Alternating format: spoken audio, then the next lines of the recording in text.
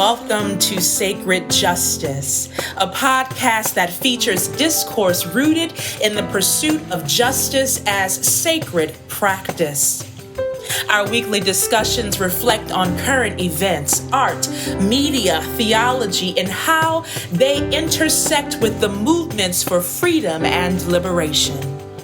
We hope that through these conversations, we can foster inclusivity by expanding our learning opportunities. We hope to cultivate digital community beyond the confines of our campus. And we hope to reconnect the church's social and spiritual callings. Join us for the journey.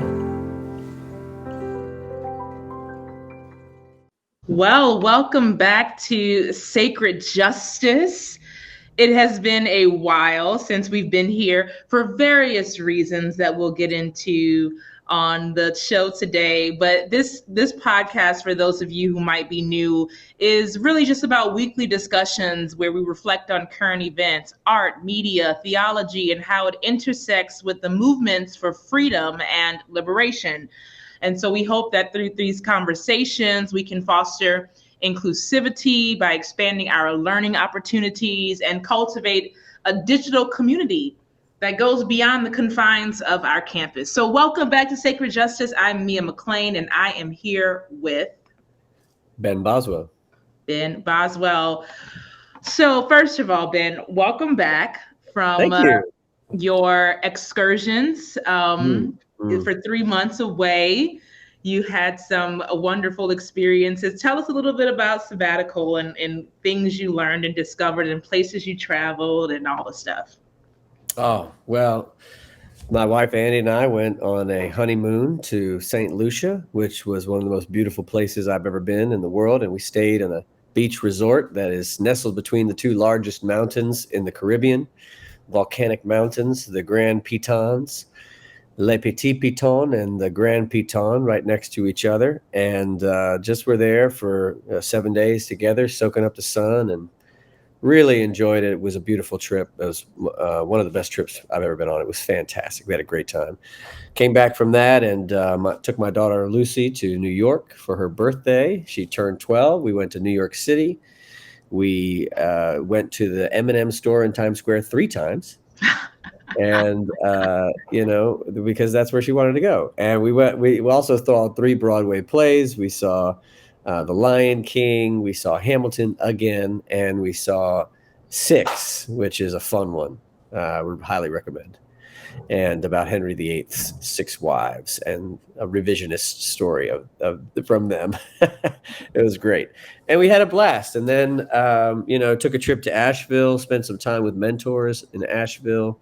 Went to the beach here, had some time to reflect on my work, but also just to reconnect. I really felt like the thing people don't realize about sabbatical is not just the rest for the person who's taking the sabbatical, but the family of the person taking the sabbatical and how much is, how much reconnection can happen. So I spent a lot of time with my brother, my dad, my mom, my wife, Lucy. Friends and family I hadn't seen in a while. So it was a good time of reconnection, and got the chance to really reconnect with my own soul, because the work is so constant all the time. It's really easy to get out of touch with yourself, who you are, what you care about, what your calling is. So I really am super grateful to the church for the time to get away, for the Hunter family and the endowment that provides for that. And I would highly recommend every church in America, all the pastors who listen to this podcast and all the churches who listen to this podcast, should hear this story. Pat Hunter, who created this endowment, read an article in a magazine by a pastor talking about his sabbatical. And then he decided to create this endowment based on that article where he was reading about a pastor's exhaustion. And this is my first sabbatical in my whole career, 20-year ministry career, life-changing. Every organization, not just churches, every law firm, every bank, every organization should be giving their employees a sabbatical.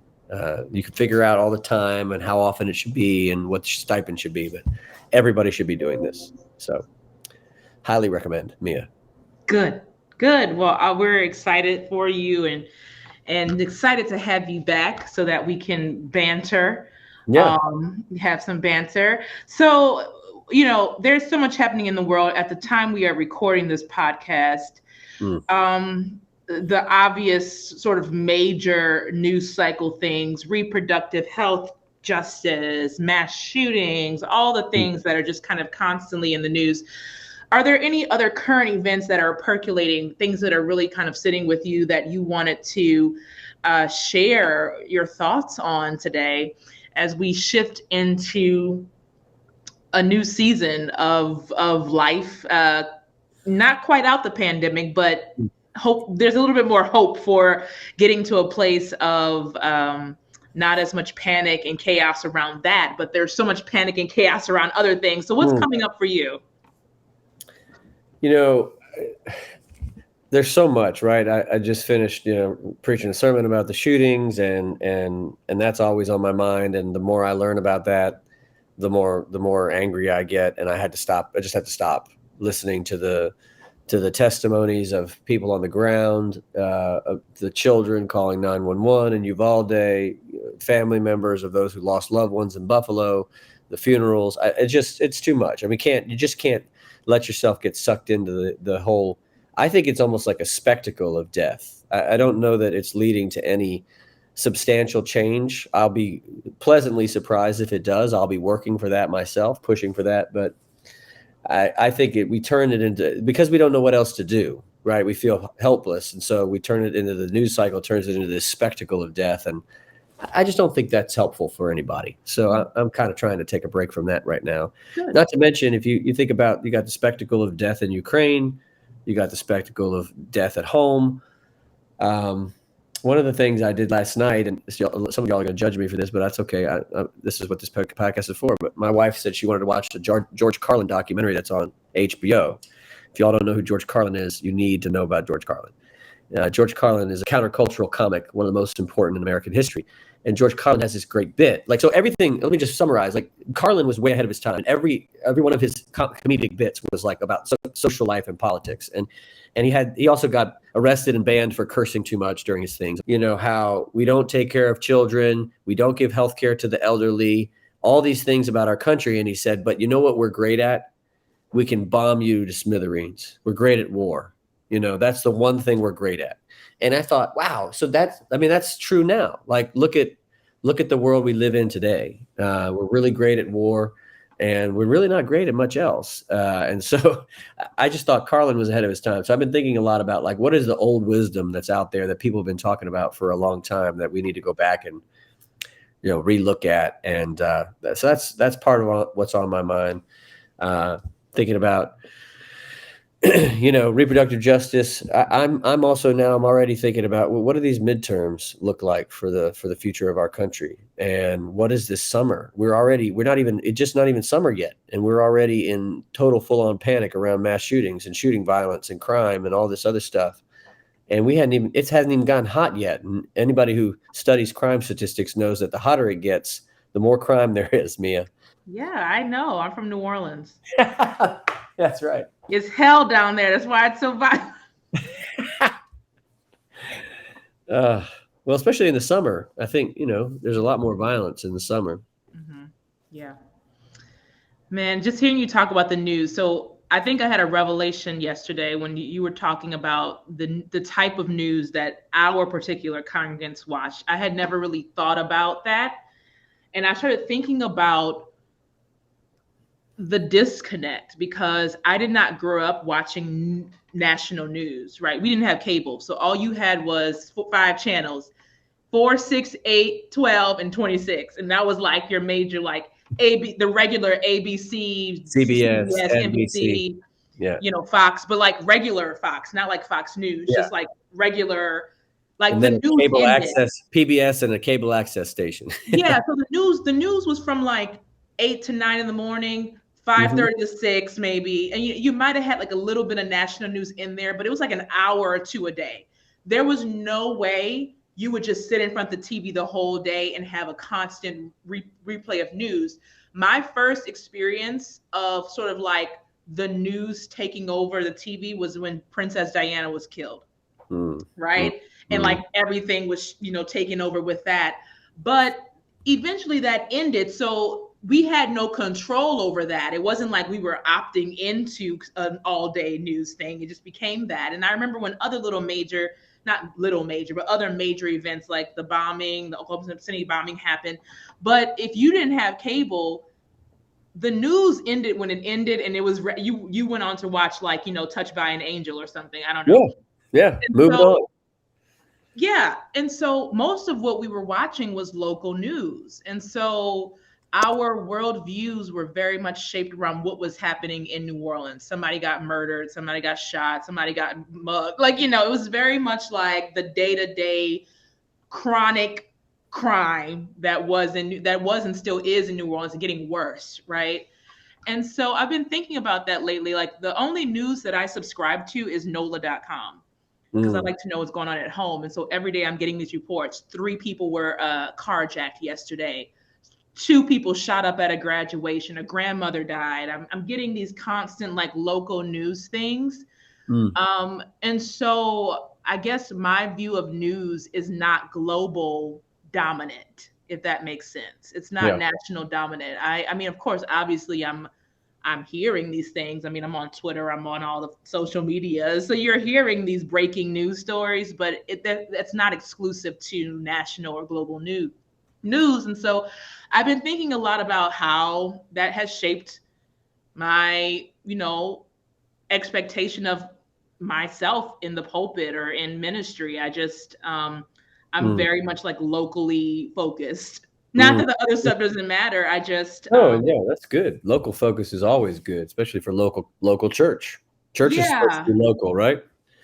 But it's a challenge, because if everybody else is kind of taking in this diet of like 24 hours, I will never forget the first time we didn't have cable until I was 17, but the first time I really sat in front of the TV for like 18 hours was when Katrina happened, because I was just fascinated and wanting to know. And one of the things we noticed, we eventually had to turn it off because they kept repeating the same stories over and over again. So the same, bits over and over again. So we weren't really getting new information. We were just getting information over and over again.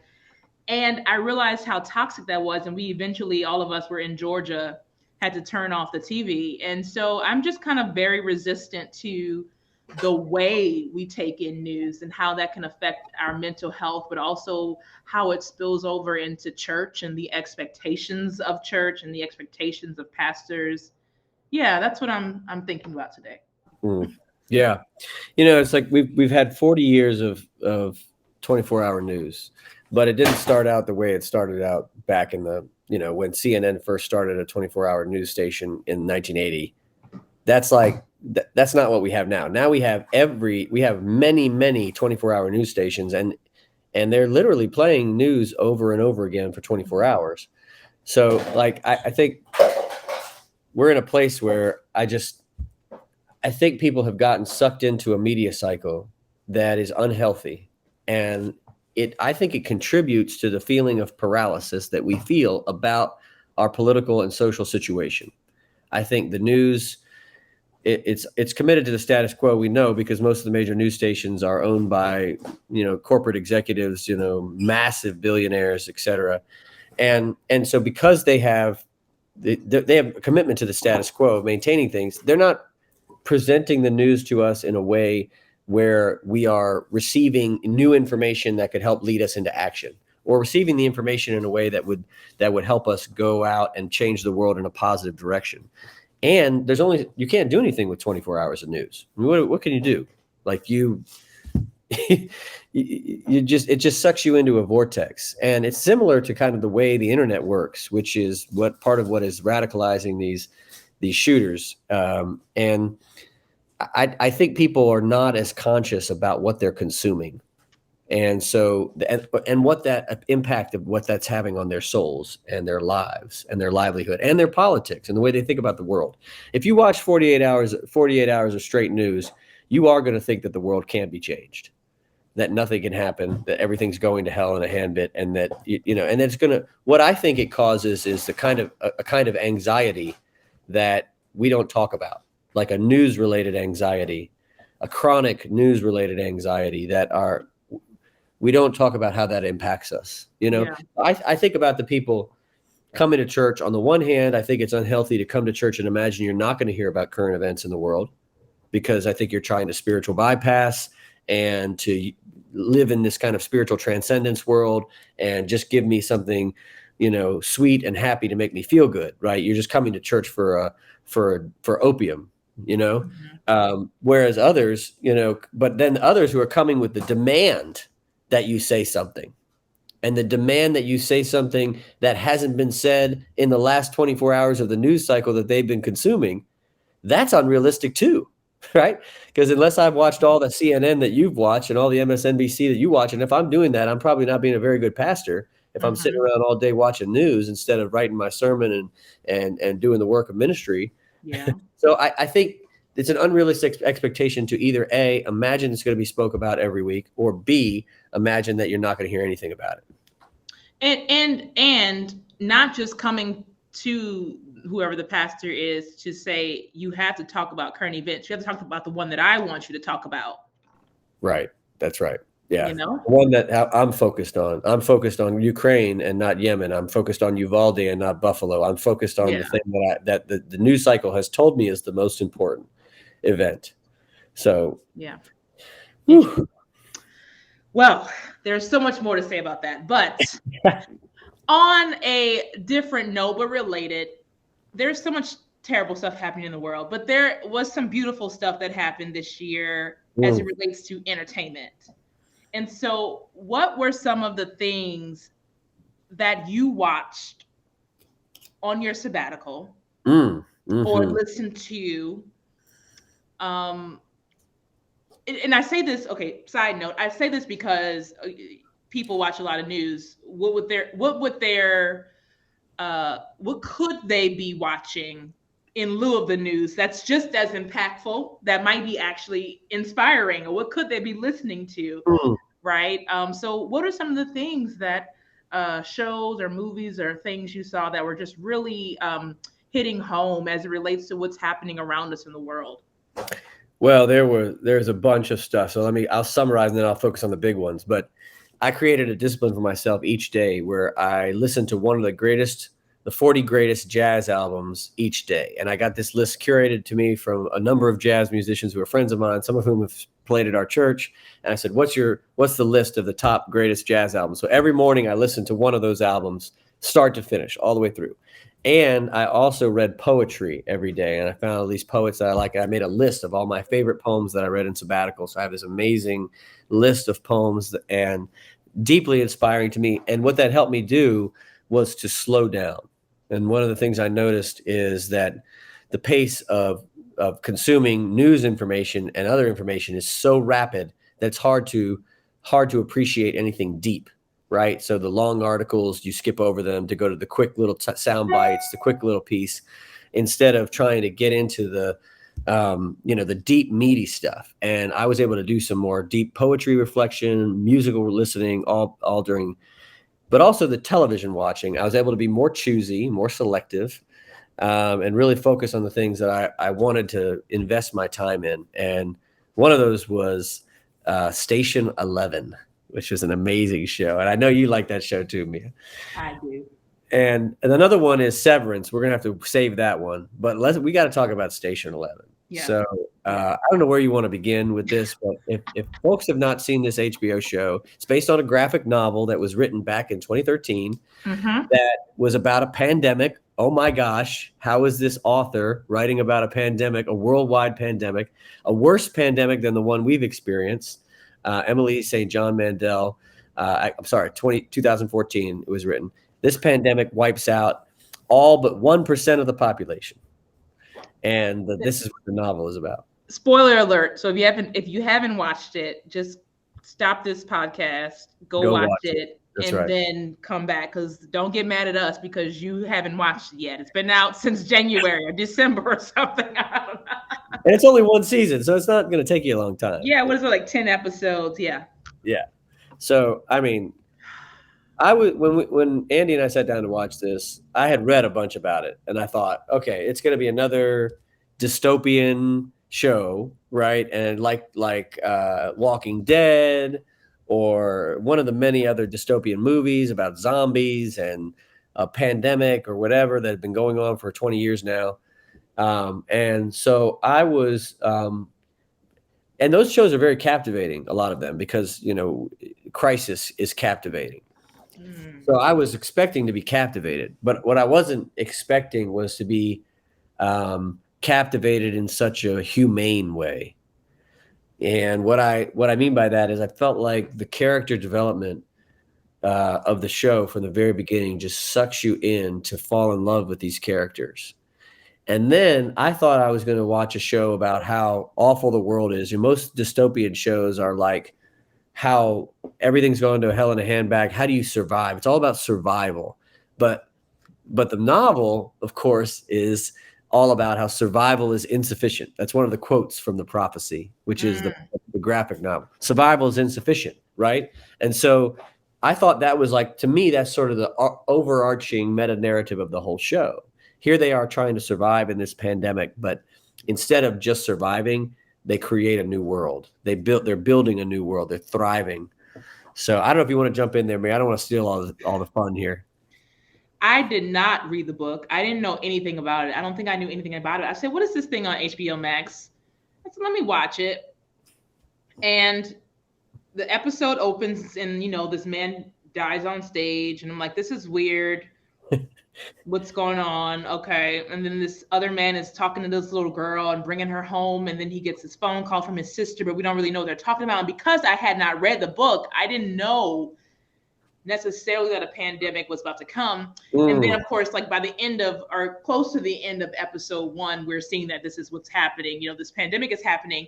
But even still, because I had not read the book, I was like, oh, this is, this was written in response to the pandemic. I thought somebody wrote this like in 2019 or 2020 or something, like, 2020. And yeah, I was like, oh, this might not be good. And then I started, I kept watching. I was like, this is interesting. And the thing that got me is when at the end of episode 1, they flipped to 20 years in the future, which we didn't realize. I didn't realize it was 20 years, but I'm like, what is this? Girl's laying on the grass. She's reading a book.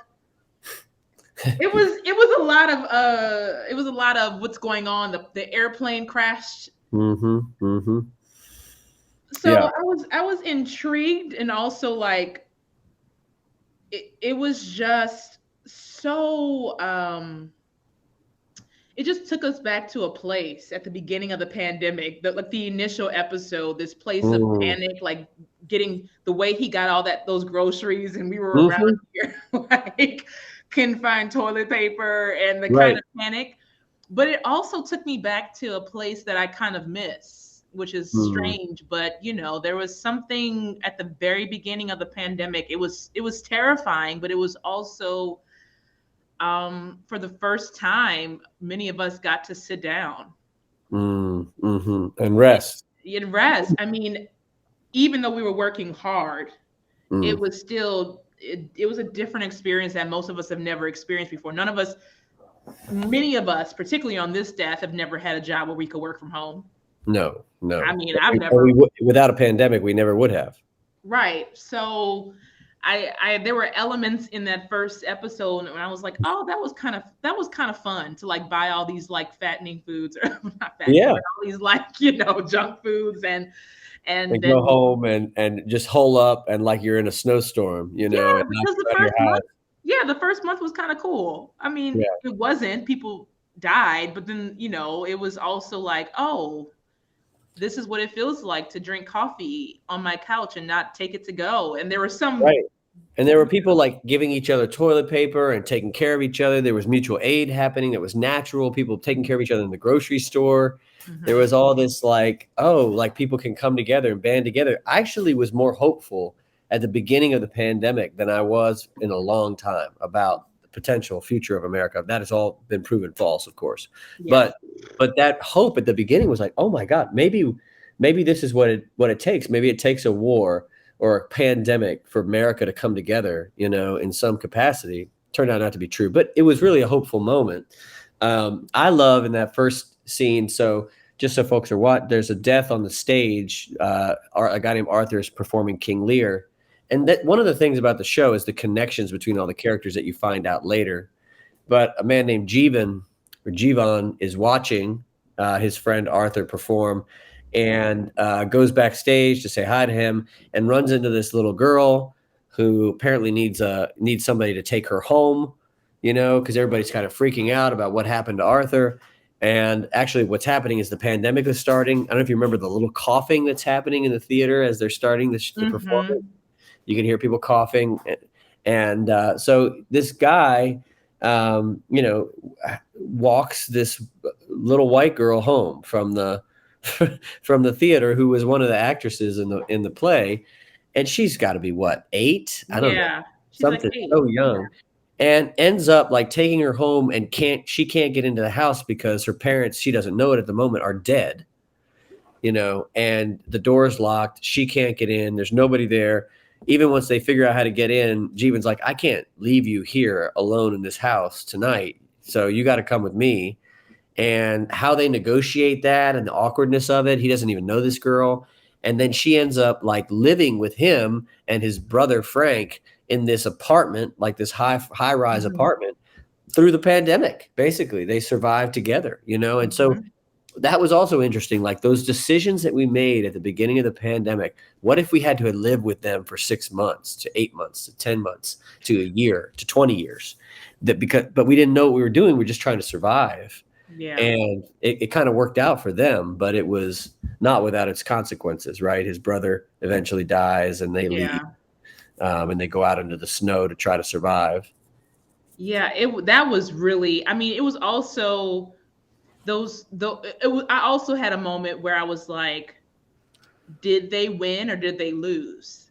Or did the people who all died, who just have no recollection of how awful this is beyond their point of death, did they win? Because the people who survived, it's not like this. No. We people are moving on like nothing happened. I mean, it's not like this. But the survivors are like the losers, really, when you think about it. I mean, there are beautiful moments, and they recreate this new world, but it's hard.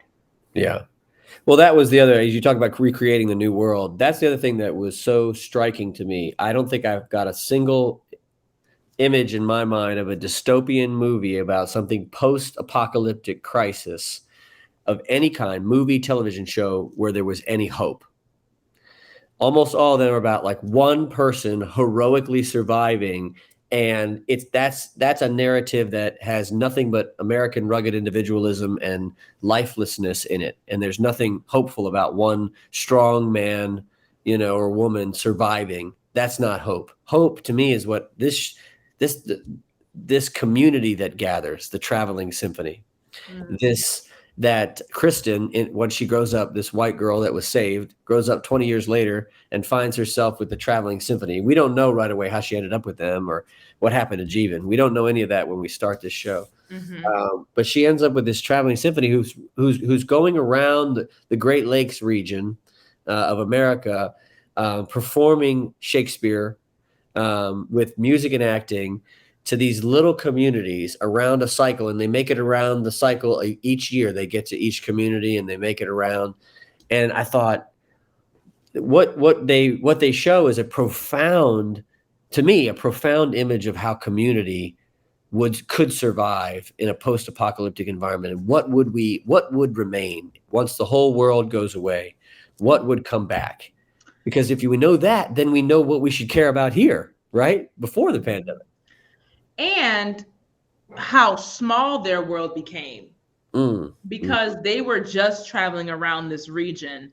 So like Michigan and, Ohio, I don't know, something, around maybe, but it really around Lake Michigan, those areas, right? So their world was so small after this pandemic happened. Wasn't no airplanes flying across, the nation. So such a beautiful moment. I was inspired throughout the series at how I was actually inspired by the shrinking of their world. And thinking about, we have this thing we do in this culture where there's almost like we're holding out for the next best thing, whether that's like in dating or in, a job or in something, right? We're always like looking, because this world is so big, right? So you can always be dreaming of like what's happening in Japan or something, because it's so big. We are so mobile. But when your world is that small, you just have to kind of make decisions. There's no like, oh, I'm gonna swipe left on Tinder. It's like, oh no, that's I have 3 options over here. So I'm just gonna do that. It's gonna be this person, regardless, right? I mean, because when you look at the people in the symphony and like they're still having children and but that's not like who their there's partners only like 25. There's only like 25 total, right? Yeah. In the symphony. 35 like, maybe. It's fascinating, and I felt that their survival and their productivity was connected to the fact that they shrunk. Their size was so small, which is interesting when we think about our institutions and everybody's talking about church decline and how it's terrible. I actually think that like if we could figure out how to maneuver, we would actually be really strong. In a shrunken. The relationships would be stronger the smaller you get. That's what was so powerful about the community that is the Traveling Symphony in the show, that becomes this model for a post-apocalyptic community. What does post-apocalyptic community look like, and how are the relationships? And they have leaders, they have figures, but everybody has a role to play, right? And everybody knows what role they have to play. And the difference between just traveling versus we're putting on a performance. What's a performance day versus a traveling day? And their deep connections with each other, and also their hopes. They had hopes and dreams about the world and what they wanted, but they weren't grandiose. They weren't out of touch, ridiculous. And I think there were the love they had for one another in the Traveling Symphony, which is almost like this band of misfits, collections of misfits from all over.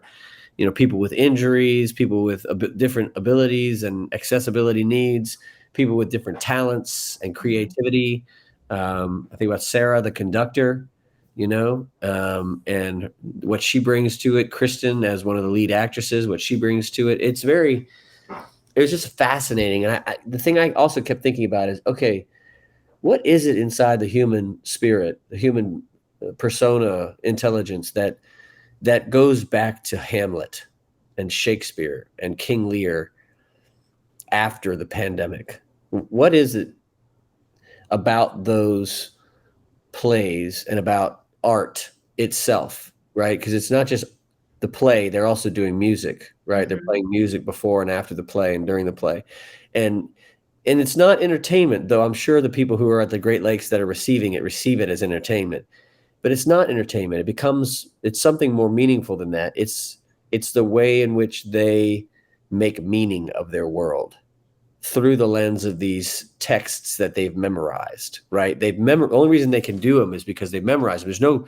There's no sheet music, right? Sarah has to write the music. There's no lines, right? The people in them have memorized the lines from somewhere, Oh, well, she downloaded them. Remember Oh. Kristen? Yeah. Kirsten, whatever. Kirsten. She had her little, I guess, phone or iPad, and I guess in the pandemic before they lost power. Oh, that's right. Yeah. Was like download. I forgot, when they go back and they look at it, we remember that she downloaded this. So she's the one who has all these plays. Oh, that's right. That's right. She has this antiquated iPad thing that child nobody. Actor. Yeah, he was a child actor with all that. Wow. Yeah. And because they have no power, so I don't know how they would. They have a little bit of power at different places that they go to. Fascinating. I mean, it's just such a beautiful show. And there's definitely some danger in it. There's the prophet, and the army of children who are, turned against the rebuilding of a new world and going back and what that means. So I don't want to give all that away for people, but there's definitely some danger. There's definitely some risk involved. I love that, though. Here's the thing that I would have hated about that show is if it was all this just happy-go-lucky, touring around, going through from town to town, and everything was great. And that to me would have been unreal. But the fact that there is real violence and danger lurking around them the whole time they're traveling around, that makes me realize, like, oh, this is a vision of what reality could be. It doesn't mean that there's nothing, that we're totally safe all the time. It means that the risk is worth it. The risk of community is still worth it. The risk of performing art is still worth it, even if there's risk, Yeah. Whew. Such a good show. We recommend everyone go watch that. We may have to talk about that some more because that show is just. We will. So between now and the next podcast, next, couple of episodes of this series, go at least watch a couple of episodes. I mean, I watched it through twice because I'm obsessed. I probably will watch it again. There's just so many nuggets in there that I appreciate. I think it's really well written, some good art, and there's a lot of trash on TV, in my opinion, these days. But this one really kind of hit it for me. So yeah. Well, that is all for today's episode, Ben. We will talk more about the other things that you listened to and experienced. And also, I have to watch Severance so that we can talk about you need to get into some Severance. Yes, this show. Woo! Talk about work-life balance questions that we were talking about. Severance really goes there. Yes. Well, I want to end with a line from Station 11. I remember damage and then escape. Mm-hmm. So now we're going to escape from this episode. Mm-hmm. We'll see you all next time. All righty. Bye-bye. Bye. Friends, that was our episode this week. As always, please email your questions and your suggestions to Reverend Mia McLean at mmcclain@myersparkbaptist.org. Until next time, take care. This is Sacred Justice.